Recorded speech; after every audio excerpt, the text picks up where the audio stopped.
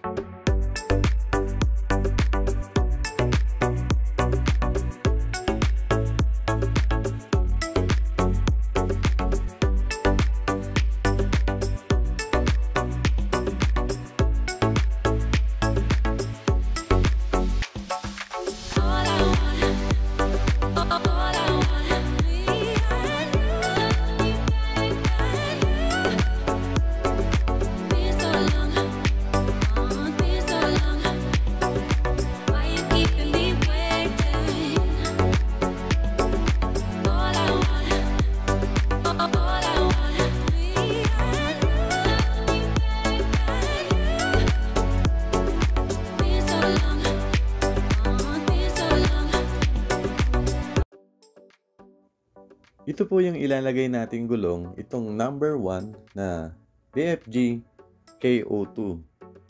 Ang size na ilalagay po natin, 285 60R18. Ito po yung all-terrain, pwede po siya sa highway at pwede rin po siyang pang off-road. Meron na rin po siyang white letter. Meron siyang 8fly rating, tapos made in USA. Ngayon, tatapat po natin sa sakyan niya yung napili po niyang gulong.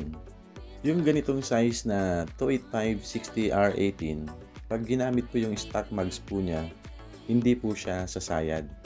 So mamaya ipapakita rin po natin dito sa video na to na hindi sumasayad yung ganitong size na 285 60R18. So gagawin natin, tatanggalin muna natin lahat ng magulong. Tapos, i-dismount yung stock na gulong nito. Tapos, ilalagay natin yung mas malaking gulong. Yung price pala ng BFG KO2 285 60R18, nasa 21,500 po ang isa. Tapos, yung stock na gulong po nito, trined in na rin po niya para makabawas dun sa price na gulong na binili ni client. Actually po, yung gusto ni client, yung black sidewall. Yung BFG natin na 285 60R18, white letter po siya. Pero pwede rin gamitin po yung kabilang side na black sidewall. Ito pong BFG KO2, double-sided naman po siya. So pwede pong gamitin yung white letter or black letter. Wala namang problema po yan kahit ano pong side yung nakalabas. Kasi ito pong BFG KO2, all-terrain naman po siya. So, wala po siyang rotation. Sinuggest ko rin po kay client na mas maganda kung nakalabas po yung white letter para maging macho, lalo na stock mags lang po yung gamit po natin. Kasi po, kung ang inilabas po natin yung black sidewall, magmumukha lang po siyang stock. So, parang hindi rin po tayo nagpalit ng gulong. Pag gamit po natin yung stock mags, pwede rin po dito yung 275 65R18. Hindi po siya sasayad. Pag yung 285 65R18, sasayad na po siya. So, kailangan mong i-adjust yung fender liner at yung mudguard. Ito po, i-wheel balance na po natin siya para pagdating sa high speed, wala po siyang vibration or yung wiggle. Bago po natin ikabit yung mga gulong, mamaya ipapakita natin na hindi po siya sumasayad. So i-double check po natin dito sa may bandang bumper, dito sa fender liner, at dito rin po sa may bandang mudguard. So papakita natin na hindi po sumasayad yung gulong po dyan. Ngayon, itong 2024 Triton Athlete, itong upper control arm po niya, medyo nasa taas na po siya. Hindi po kagaya ng mga naunang mga Strada na nasa baba po yung upper control arm po niya. So mamaya, do-double check po natin siya. Yung mga client pala na nagtatanong kung ginamit po yung stock mags, tapos nilagyan po siya ng mas malaking gulong or mas malapad, ang akala po nila medyo papantay na po siya sa fender or lalabas. So hindi po siya papantay or lalabas po sa fender, lalo na sa mga Hilux at mga Strada. Pag gusto po natin na pumantay po sa fender, tapos ang gamit nating mags yung stock, kailangan po natin maglagay ng wheel spacers at least 30 mm sa mga Strada or sa mga Hilux, especially yung mga Conquest. Tapos po, konting adjust lang po sa mudguard at sa fender liner para hindi po siya sumayad. Ito po, malapit na po siyang matapos. Hinihigpitan na lang po natin yung mga lug nuts gamit po yung torque wrench. Tapos mamaya, check na natin siya kung sumasayad yung gulong dun sa bumper at dun sa mudguard. So, tapos na po yung installation natin. Ngayon, do-double check na po natin siya. So, unahin natin dito sa may bandang bumper po.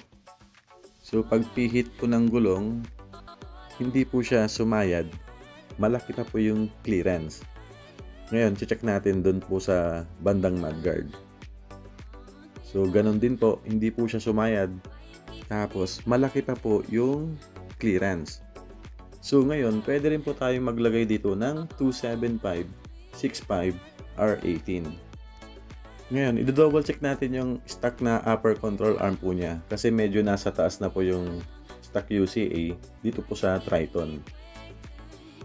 So, malayo po siya, hindi po siya sumasayad.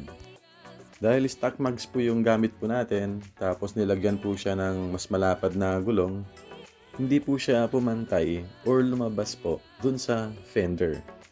So, kung gusto nyong pumantay po sa fender, pwede po tayong maglagay po dyan ng wheel spacers na 30 mm, tapos i-adjust na natin yung mudguard at fender liner para hindi po siya sumayad. So, ito na po yung 2024 Mitsubishi Triton Athlete na naka 285/60 R18 na VFG KO2 gamit po yung stock mags. Bumagay po yung VFG dito po sa stock mags ng Triton. At maganda rin po na nakalabas po yung white letter po niya. Kaysa itago po natin, pag black sidewall po, magmumukha lang siyang stock. So parang hindi ka nagpalit ng gulong. Kagandahan po dito sa Triton Athlete na nilagyan natin ng size na 285/60 R18. Pag naisipan nilang magpalit po ng mags, tapos gagamit po sila ng fuel na 18/9, tapos yung offset +1, pwede pa rin gamitin yung size na ganito na 285/60 R18. I-adjust lang po natin yung fender liner tapos yung mudguard para hindi po siya sumayad. Kung mayroon kayong mga katanungan, mga inquiries, pwede nyo i-comment po dito sa baba or i-message po kami sa aming Facebook page, RNH Tire Supply. So hanggang dito na lang po ang video na to. Kung nagustuhan mo ang video na to, please like and subscribe.